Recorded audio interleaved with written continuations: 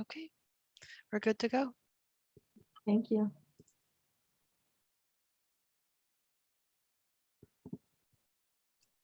All right, hello, welcome to those that are getting signed on. We are going to start in just a moment. We're going to give an opportunity, give it an extra minute for some other folks, make sure everybody can get signed on. If you are joining us today, again, welcome. Go ahead and please place your name and in the chat and where you are from. We'd love to see where folks are tuning in from. So if you are able to, please post your name and where you are tuning in from in the chat.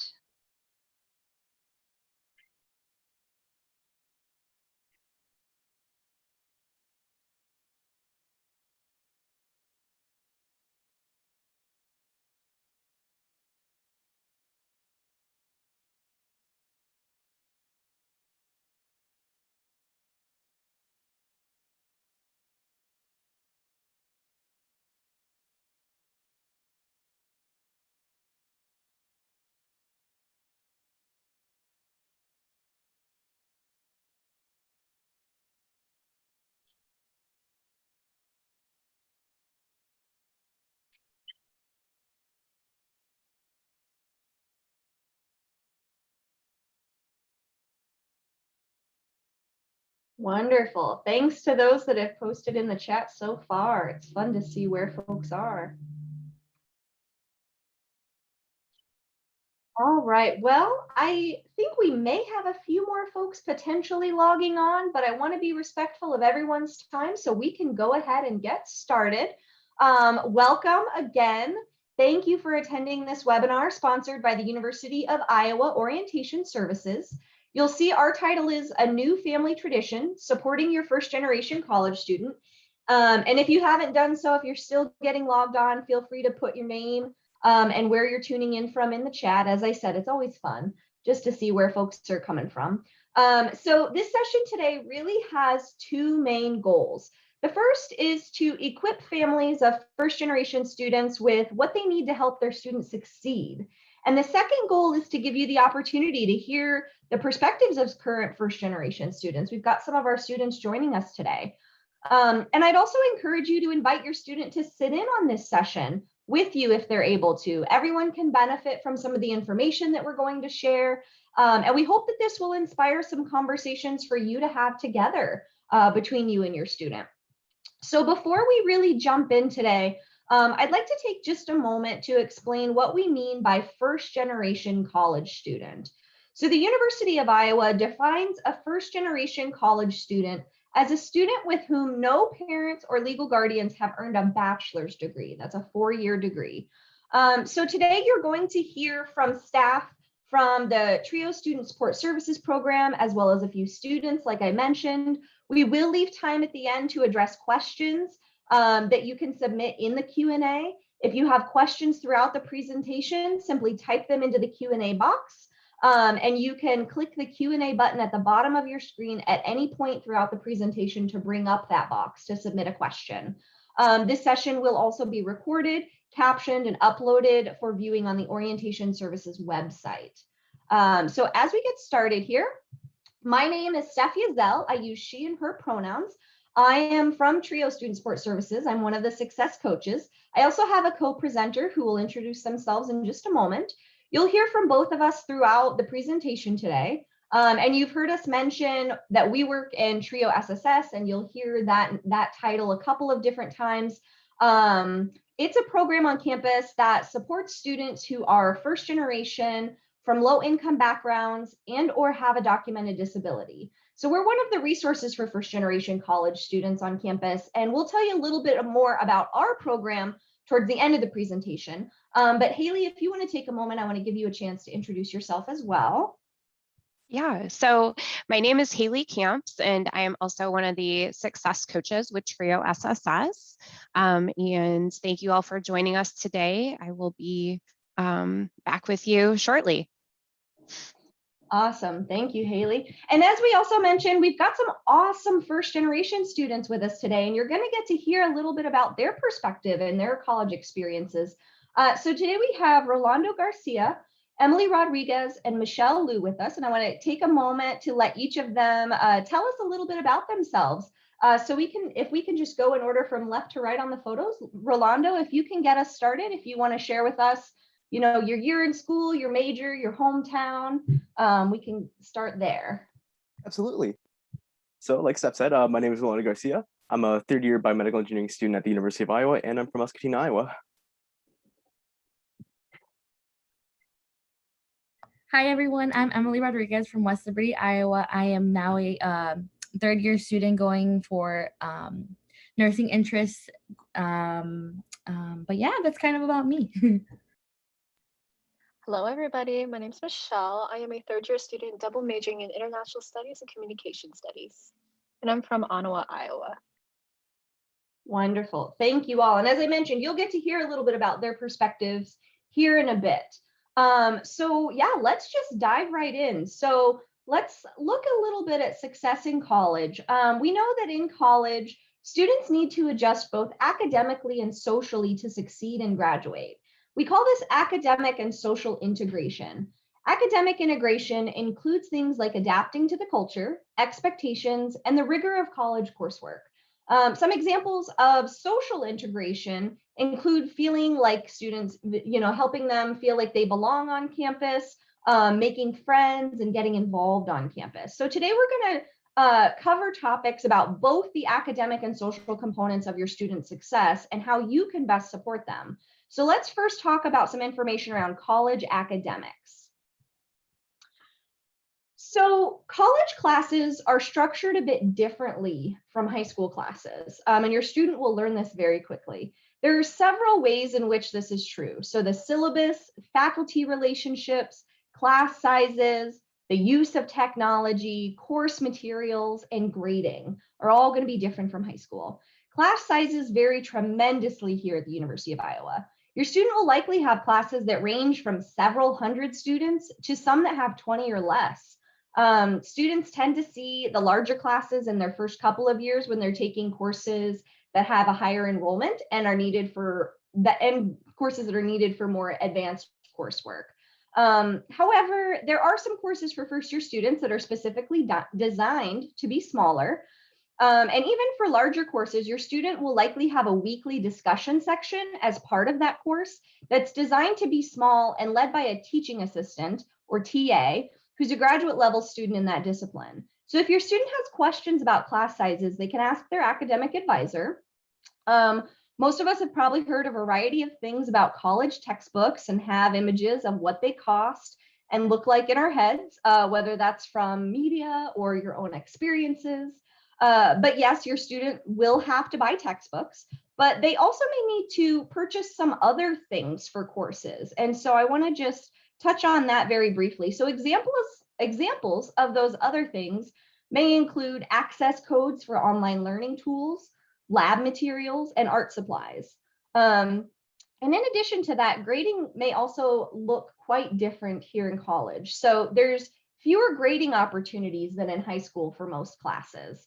Some of your students' classes may consist of 2 to 3 exams, a couple homework assignments, and a few participation points.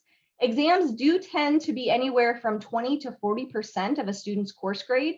This is why college students get so stressed about exams, because they are worth quite a bit more typically in college courses.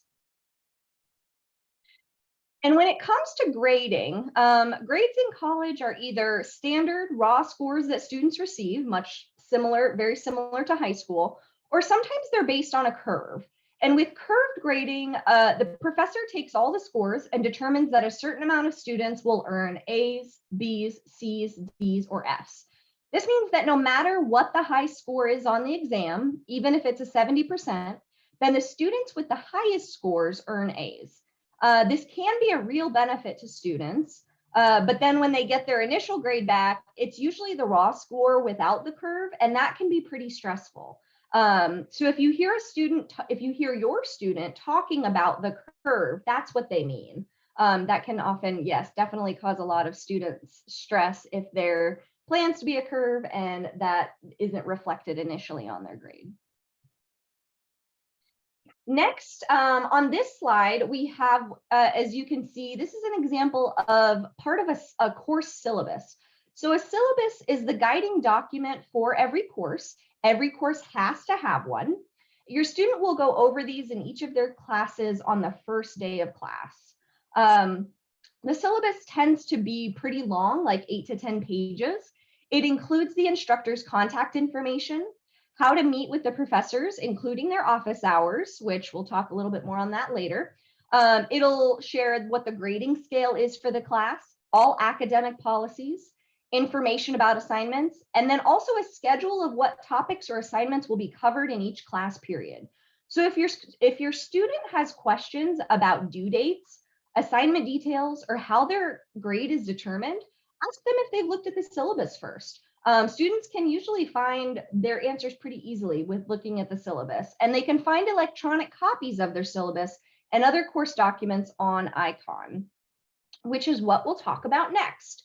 So ICON is the university's official learning management system. The best way to describe this is it's like Power School for college students. I know a lot of high schools use the Power School system. On ICON, professors have the ability to post recordings of their lectures, class reading materials. They can enter grades, and this is also how your students will submit most of their assignments, through electronic submission on ICON. So ICON also has a grade book, and if your student isn't sure about how to find their current grades, ask them if they've checked ICON. All right, so let's talk a little bit about academic expectations. If your student has already registered for classes and you've seen their schedule, something may have seemed peculiar to you. So students only spend around 15 to 18 hours in the classroom each week. When looking at your students' weekly schedule, you may wonder exactly what they're supposed to be doing the rest of their time. I'm sure that our student panelists will be the first to tell you that the answer to that question is not always napping or watching Netflix. The vast majority of learning will occur outside of the classroom, and much of the responsibility is placed on your student to learn the material on their own. So in high school, students are accustomed to teachers being responsible to teach. In college, that is definitely still true, but there's much more responsibility placed on the student to learn the material and understand it on their own. However, they are never entirely on their own. There are many academic resources for students, and it is an expectation that students actually use academic support and tutoring centers on campus. This is what good students do.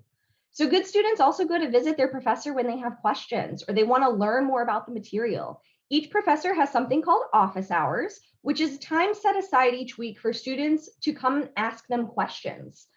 They can find this schedule on the syllabus as well. So each instructor's office hours may be different, of course, for each class, but that is a set time every week that students should be able to ask their instructor questions. So now I've shared a little bit about how college classes are different in structure and expectations, but let's talk about some more things your student can do to be successful in their courses. So after looking at a year's worth of data, we know that students who do the following tend to do better in their classes than their peers who don't. We call these basic and advanced academic behaviors. The first one is going to class. And that seems really, really simple, but I always tell my first year students that if they learn nothing else from me, it's that they absolutely have to go to class as a bare minimum. Students should also be doing the reading before attending class, taking good notes, participating in class, and start studying early before exams. This means different things to different students, but typically students should start studying for exams 7 to 10 days beforehand. Students should also review their notes between classes, and this will help them keep up with the material and have less to learn right before the exam, or cram for an exam, as it's sometimes called. Additionally, students have a lot to keep track of on their own now. They should use a planner or another way of keeping track of their deadlines and responsibilities, something to help them stay organized. And finally, we know that good students get help. So there's a wealth of academic resources on campus, such as tutoring labs. I tell students to write attending office hours, things like supplemental instruction and other support resources into their schedule and treat it like another class section so they make sure that they have time to get help and get support from these resources. All right, so as you can imagine, success in the classroom requires your student to have structure.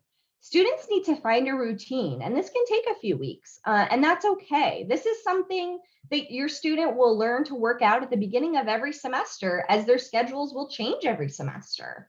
Students will also need to learn to manage their time and hold themselves accountable. They should pencil in time for studying every day if possible. They should also have designated times for when they will tend to personal things like exercise, meals, time with friends. Definitely important to schedule those things and make sure that those are happening as well. And it's really important that students find a place to study that's free of distractions. In many instances, this is not their residence hall room. Residence hall rooms have all sorts of distractions, whether it's roommates, TVs, laundry, dishes, video games. You get the picture. So many students find that going somewhere else to study is a much better option, and there are endless spots on campus for this. Now, if your student will be living at home, you can talk with them about where at home is the best place for them to study that will be free of distractions and provide them a quiet space. All right, so that's a lot of information that I just went through, and I want to give us a chance to hear from our students. So let's start with Rolando. So what did you perceive to be the biggest differences between high school and college? I'd say that scheduling was definitely the biggest change, because, you know, in high school you're used to, like, you know, getting up at 7, go to school from 8 to 3:30, and then that's it. But college, it can be completely different. Like, sometimes you might have a lecture at 8:30 and your next class might not be until like 1 or 2 in the afternoon. So there's really a lot of time in between that you need to, like, I guess, plan and sort of get used to that whole sort of like different shift in scheduling and time. Yeah, thank you. Emily, how would you answer that question? The biggest differences between high school and college? For me, the biggest difference between high school and college was the relationship with professors. In high school, for me, I was very like right after class, if I had any questions right away, I just go right up to their desk and it'd be a small class, you know, like classroom. So it was super easy. But in college, there's going to be times where some students may have classes where it's like 200, you know, students, and you're kind of afraid to go up there because you're going to be in front of everyone. So that was a big one. And then also, the amount of studying that's done, like you mentioned, SI, that was a big thing that was introduced to me that helped me a lot, because I know that they say for like every class that you have, you should study, I think it was 2 hours maybe, something like that each day or something like that. But an SI session is like 50 minutes, which is equivalent to like 2 hours of you studying on your own. So that saved a lot of time and it was super helpful. But like Ronald, he said, that, like, you know, studying in between classes is going to be super important, especially because sometimes the workload can be very heavy. So just spacing out your schedule is super important. Yes, thank you. Thank you for those perspectives. And Michelle, what is some advice that you would give to incoming first-year students? I think for me, some advice I probably wished I heard my first year here is like not to be afraid to try something new. You may never know who you will meet and what opportunities that will fall in your path, because if you don't put yourself out there, you won't get those experiences as much as you think you would. So an example is when I put myself out there and got out of my comfort zone, I actually ended up joining a sorority. And a lot of those experiences within that organization pushed me to do a lot of other things that really helped me shape the person I am today. Awesome, thank you. And Rolando, how would you answer that question? What's some advice that you would give to incoming first-year students? The advice I give is,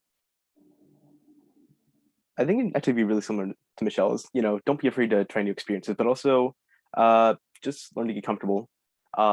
I'm pretty sure this can be said a lot of times, but there are a lot of changes that happen throughout college, and the sooner you can get accustomed to, you know, sort of navigating this whole campus and everything that's around it, I think the better off you'll be, you know, later on down the line. Wonderful, thank you very much. All right, and then for this last one, I'll start with Emily. Emily, what academic resources and strategies have you used?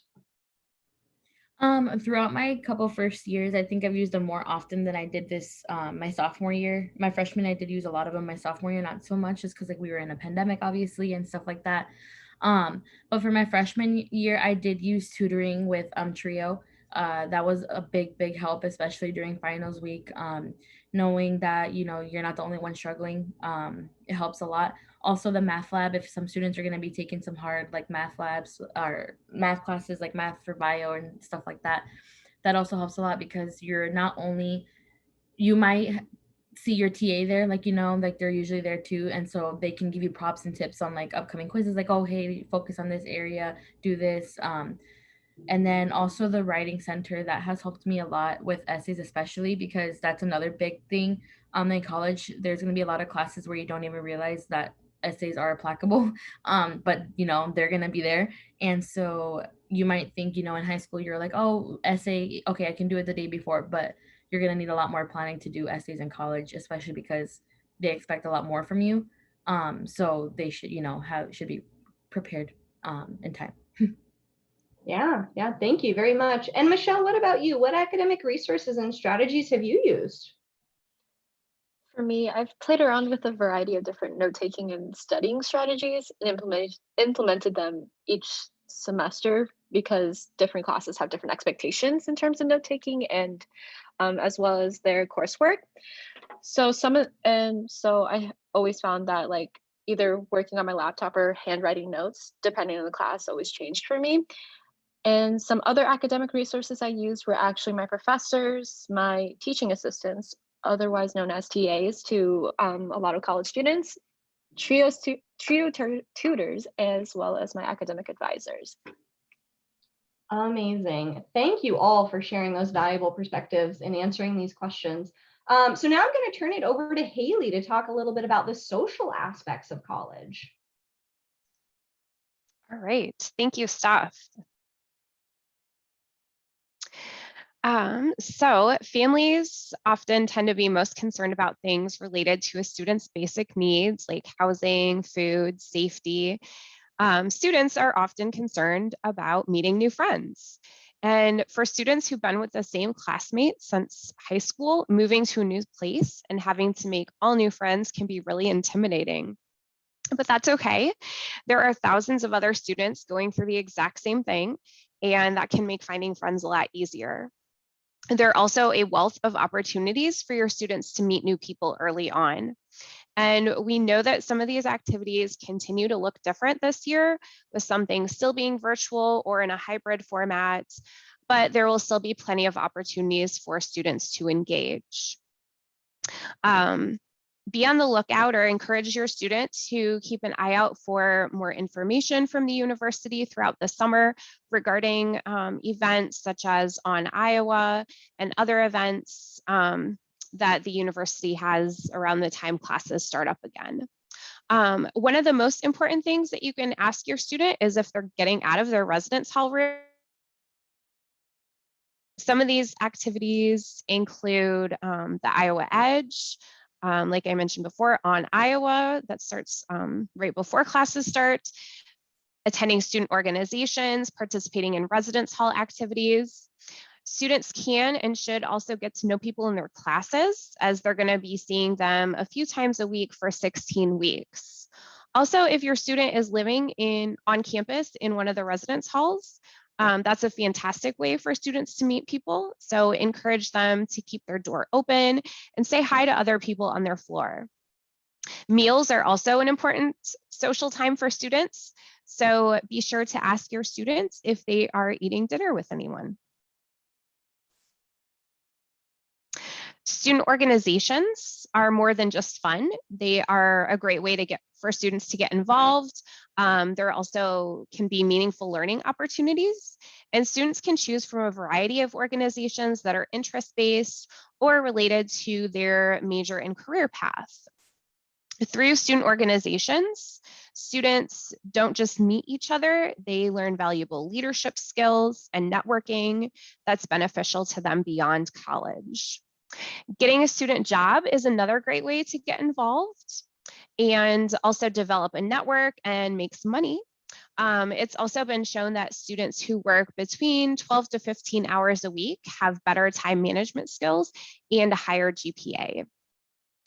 Just since they have to organize their time around classes and having a job helps them really use that time outside of the classroom to get their work done. So your students' health and well-being is also essential to their success. And one area of wellness that your students and you might be thinking about is homesickness. There are several things to keep in mind with this. Homesickness is very common, and your student is not alone if they feel this. Homesickness can be differentiated between two different types. There's acute and distressed. And acute homesickness might just look like something like your student generally missing home, certain aspects of home, like a home cooked meal, their pets, their siblings. But despite these feelings with acute homesickness, your student is still able to go about their day fairly regularly, still attend class, still connect with their peers and attend events. However, with distressed homesickness, these feelings might become more extreme. Now, feelings of sadness about missing certain aspects of home are impacting their daily routine. They might be skipping class because they can't focus. They might come home often during the weekends and weekdays, possibly skipping class to do so and saying things like, I don't want to be here anymore. I want to come home. If this is the case with your student, make sure you listen to them and try to encourage them to seek help and make healthy choices. Things like getting sleep, establishing a routine in their day and their week can be really helpful. And there are a lot of resources on campus that are here to help your students. So encourage them to connect with places like student health, student wellness, or the university counseling service. And if you can't remember all of these specific resources, encourage them to connect with someone, anyone on campus. We care about your students and we are here to help. All right, so again, we're going to turn things to some of our students to share their perspectives. Let's see, we'll start with Rolando again. Can you tell us what an average day might look like for you? Yeah, sure. So an average day normally starts around 10 in the morning, where I have I think I'd have math lectures by then, and then afterward I'd have about an hour in between to, like, take a break, get lunch or anything like that, then move on to my next class. And I think by that point in the afternoon, I'd normally have like two classes in a row, so I'd be out of there by let's say 2 o'clock. 2 o'clock, have another hour break, and then I have my final class of the day, which gets off at 4. And then by that time, really just have the rest of the day to myself to, uh, see what there is to need to, see what there is that I need to do, catch up on assignments, work on some wellness things, and, just take care of what I need to do. Thanks, Rolando. Michelle, what does an average day look like for you? Depending on the day, an average day would be I would wake up and my day would start around like 8 a.m. I would go to work on my on-campus job. And during that time, if there is no work needed to be done, I would actually do some studying and get some homework done before my class. Then I would have class around 12:30. And then afterwards, I would have a little bit of free time, whether that would be me studying or grabbing some lunch. And then that would be before my 3:30 lecture, which would be about an hour as well. So did that. And then afterwards, I would spend more time studying or doing some self-care. And then in the evenings, I would sometimes have meetings depending on the night. And then after that, I would once again either spend time reading, catching up with friends, doing homework, or getting ready to go to sleep depending on the time of day. Great, thanks, Michelle. Emily, how did you make friends in college? Well, in this case, I was very fortunate to come into college with my close friends. We all went to the same university together from West Liberty. So that was like my close knit, and I was the kind of person who wanted to stay with those friends and not make new ones because I was afraid. But then after that, I started making friends with Iowa Edge. I was my freshman year, I was an edger, and I found a lot of amazing people just because like they were first gen, just like me. They kind of knew all about that stuff. And then I also made lots of friends in organizations. Like my freshman year, I was in Alma.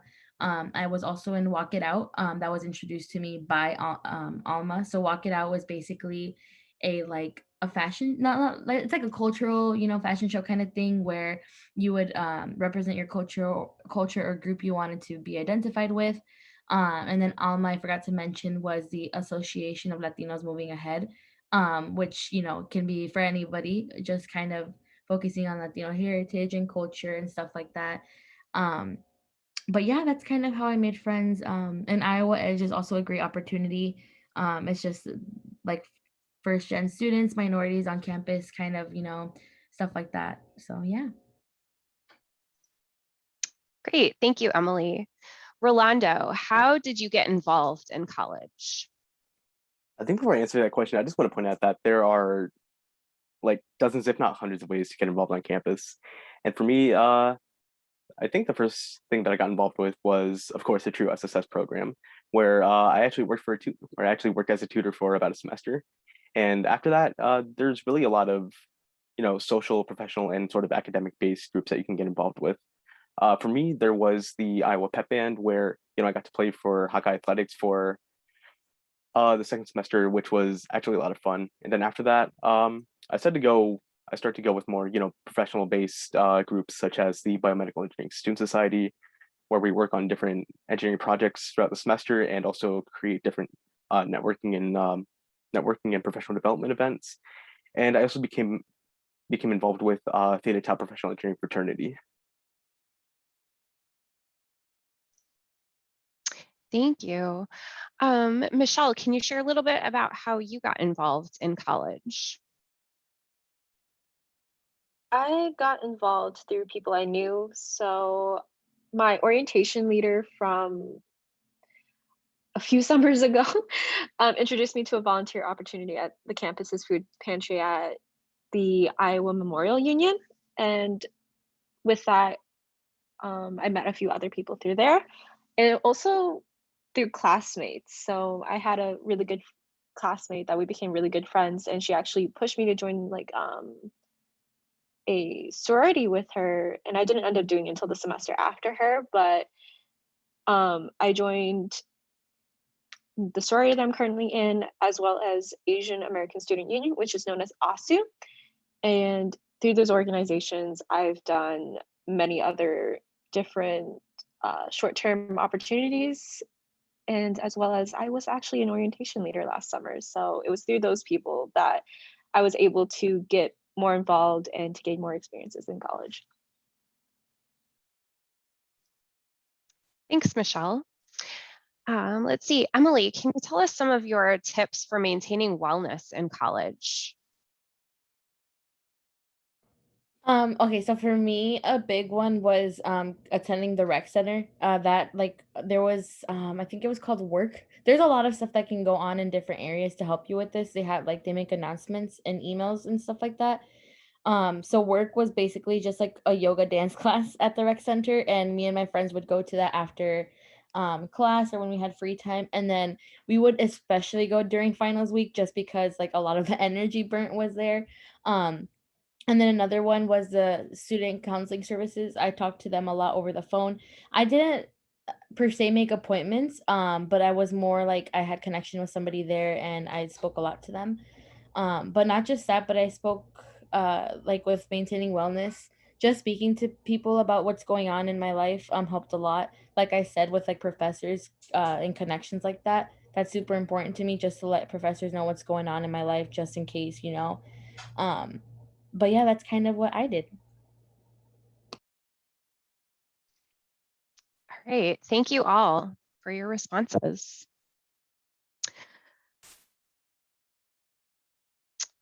Okay, so this is a lot of information that we've been giving you. And we know that college can seem like a whole new culture for first generation families. We also know that first generation families want to be able to support their student however they can. And one of the best ways to support your student is to just simply take an interest in their college experience and ask them questions. Here are some specific things that you can do to help your student adjust to college life. You can get them a planner, ask if they have a routine, create a communication plan with them, refer them to their professors or academic support for help. Ask them what campus resources that they're using, talk with them about what they're learning in their courses. You can also check with them to make sure they have all the course materials prior to the first day of class and offer support during midterm exams. So this can be a really stressful time for many students, and it's going to be the first real test of how they're doing in their classes. If they're living at home, help them find that quiet workspace and respect their study time. There are also so many people on campus who are here to help your students. So students should be able to name one or two people on campus who can help them if they need anything. Oftentimes, these would include their peers, their academic advisors, professors, supervisors if they have a job, CDE academic coaches or Center for Diversity and Enrichment, and TRIO Student Support Services success coaches. Okay, we're going to hear from our students one more time. Let's start again with Rolando. Who would you say is in your support system? In my support system, there's obviously the TRIO student support staff, because I think a lot of problems that we face as students, more specifically as first generation students, are sort of more specific to aspects of being a first generation student. And unfortunately, that's something that not a lot of people can relate with. But since we have a lot of these in-depth and sort of more emotional conversations with these staff members, we're able to connect with them on a more personal level and just receive that better system of help with that.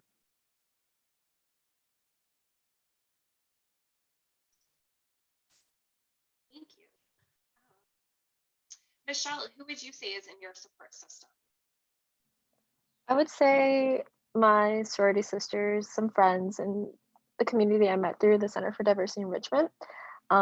Ironically enough, I think for me, CDE has always been a huge support system because I actually work at the CDE and also on the TRIO side. So there are days where I would come into work and where I will have like conversations with coaches, and the biggest thing was me as a student has always been a very busy person. So I think the coaches knew how much like that type the student I am. So they always make sure that they're checking in on me on how I'm doing academically and mentally, and just to make sure I've gotten a good night's sleep and have eaten a meal that day. So I really appreciate them for the past 3 years of my college experience. Wonderful, thanks, Michelle. Emily, what are some things that you've asked for help with?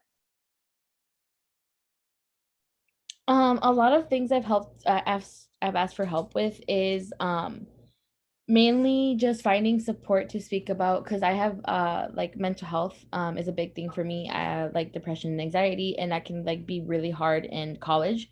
So finding that support system who can help you like find your point of relaxation and like calming and stuff like that. So TRIO has helped me a lot with that. The coaches have.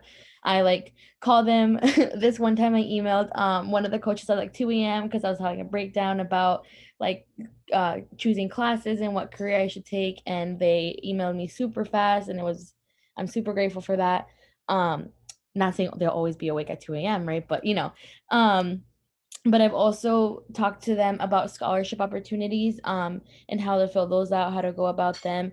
Also, like I mentioned before, preparing for what major you should choose and classes you should like focus on, how to drop classes, who to speak about it with that, as well as like if some students aren't comfortable talking to the professors, if you talk to your support system first, they can help you link your, or talk to your professors too. So.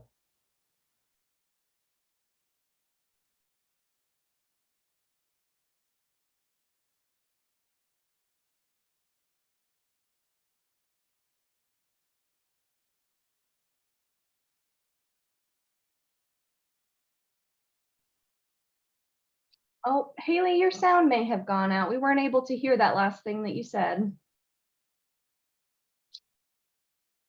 I can't hear you. That's okay. I'm happy to pick it up. So let's go to Michelle, I think was down on the next one. So what are some things you've asked for help with? A lot of it was dealing with my academics. As a first gen student who was also coming into college as an open major, I had no idea what I was doing. I was also a high school student who was involved in a lot of things, so I couldn't choose like one specific area that I was really interested in because I was interested in all of them. So I think my academic advisor really helped me out choosing a specific major. Granted, I did change it a couple of times, my secondary, but I am happy with where I am now. And it was all because I asked for help with my academic advisors. Awesome, thank you. And then we'll get, maybe we have time to get perspectives from all three of you on this last question. So let's start with Rolando. How can families support their students?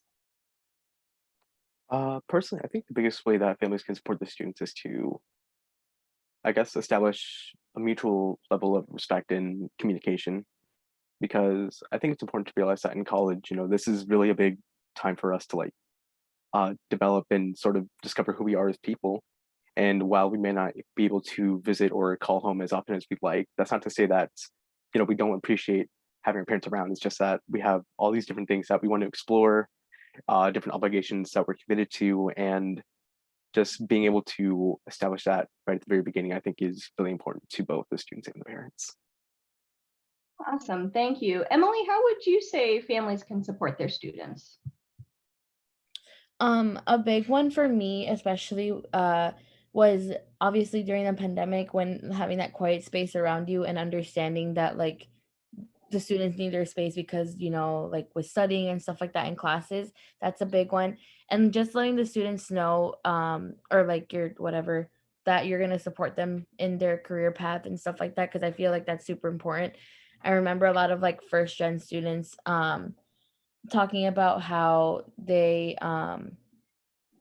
didn't have, some of them didn't have like support in like what career choices they made, if that makes sense, or major choices, and just helping them explore those opportunities and stuff like that is very helpful too.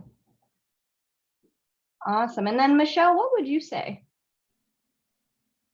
I would say it's really hard for both student and their parents and their families as they go through their first year of college. I was my parents' first child going through college, and it's really hard from going to talking and checking in every day to possibly only checking in every once in a while.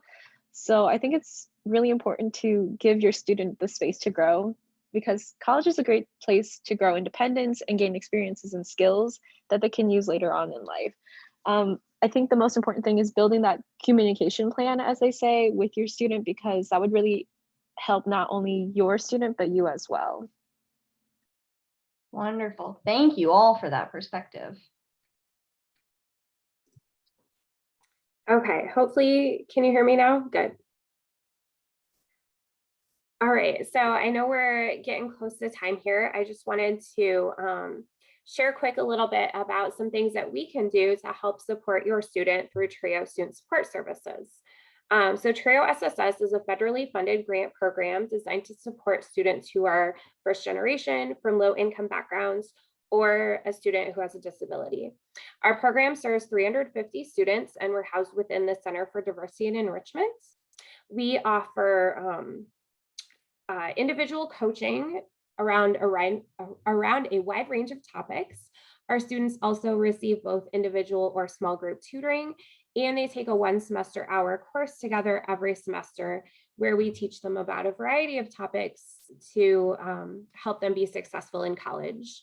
We also put a strong emphasis on building a community, as we want Trio SSS and the University of Iowa to be a place where students feel like they belong. So some of the things that we cover in our classes include financial literacy and FAFSA assistance, career development, academic skills, professional and graduate school preparation, diversity, equity, and inclusion topics, leadership skills, and community building. Our classes are all pretty small with a maximum of 20 students, and it's taught by us, the Trio SSS staff. We also, outside of the class, we offer opportunities for cultural activities like day trips, performances at Hancher Auditorium, and other things. And everything that we offer is at no cost to you or your students. So finally, we know that what we do works. Our students have higher retention and graduation rates. They report a higher sense of belonging and peer connections compared to non-Trio SSS students. And we know that our students benefit from the support they receive from the coaches. So we encourage you to connect with us further through our social media sites. We've got Facebook or Instagram. You can also find our email or phone number on here. And if you feel like your student might benefit from our services, we encourage you to check out our website, which we will share with you in the chat. We have our short eligibility application on our website, and we are accepting applications for the upcoming academic year. The students can also watch a short video with a little bit more information about our program in the virtual orientation information fair, which should be coming to them soon if they haven't already gotten that information. So I will share those with you momentarily, and if we have any questions, we are happy to take those now.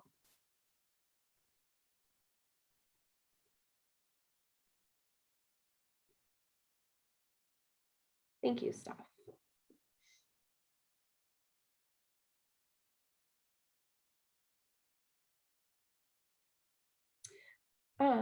Steph, do you want to moderate the questions while I try and put that link into the chat?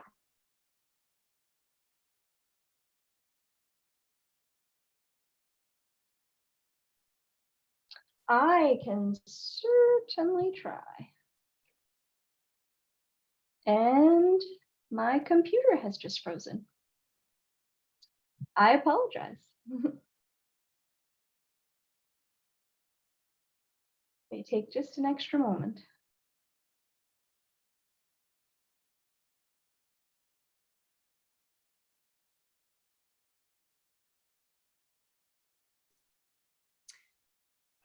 Okay, so I just put the link for the orientation information, or the virtual orientation information, into the chat.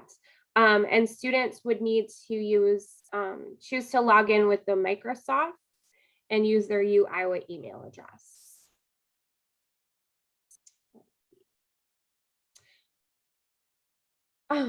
So we have a question around transportation on campus. So students, let's see. Michelle, would you want to share some of the best ways to get around campus?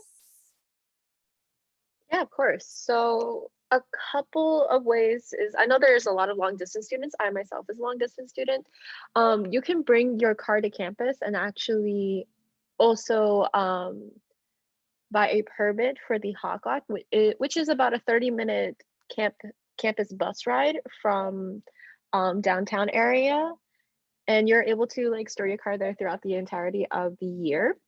Some other ways, there's the campus bus system, which will take you around to pretty much most of the buildings, or at least buildings close to your to your classes, as well as if there are students who would like to go around the city or to Coralville, there is also the city transportation buses that can take you out that direction as well.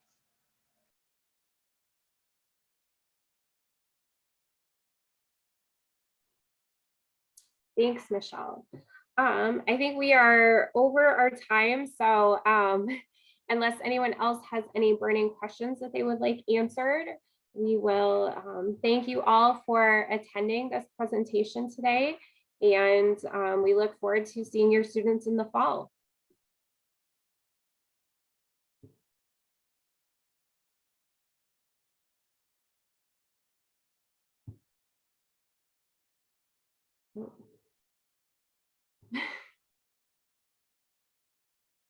Okay, I see that there is a question in the Q&A about the average number of credits to take per semester.